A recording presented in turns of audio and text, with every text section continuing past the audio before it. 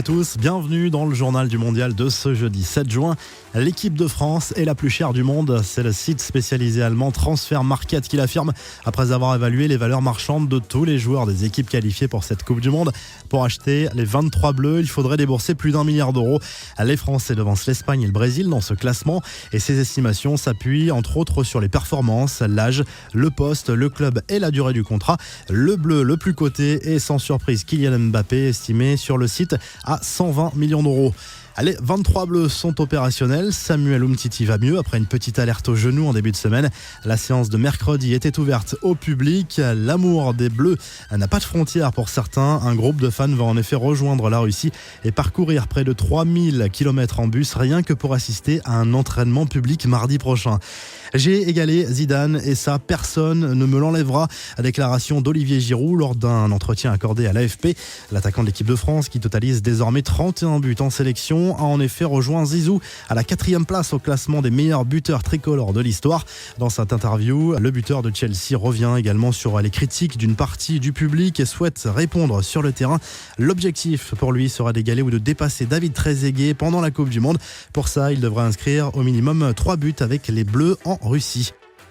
Adil Rami, lui, se livre dans l'équipe ce jeudi. Le défenseur central des Bleus avoue son impatience de débuter la Coupe du Monde et se dit vraiment impressionné par la jeune génération tricolore. Rami, qui joue également le rôle de VRP en ce moment pour attirer Balotelli à l'OM. Et pendant ce temps, tous les voyants sont au vert pour le Brésil. Les Brésiliens qui ont retrouvé leur rang depuis la nomination de Tite au poste de sélectionneur en 2016 font partie des favoris de cette Coupe du Monde et de l'aveu même de certains joueurs comme Neymar et Willian. Tite est plus qu'un coach, il joue également le rôle d'un père dans ce groupe et selon les médias brésiliens, le sélectionneur de la Seleção veut tout contrôler et aurait même instauré des règles très précises à ses joueurs concernant les rapports sexuels pendant le mondial. Autorisation spéciale à chaque fois le lendemain des matchs de poule. Et du côté de la Mannschaft, petite inquiétude pour Mesut Özil. Bild annonce que l'international allemand souffre du dos et ne s'est pas entraîné avec le groupe depuis 4 jours.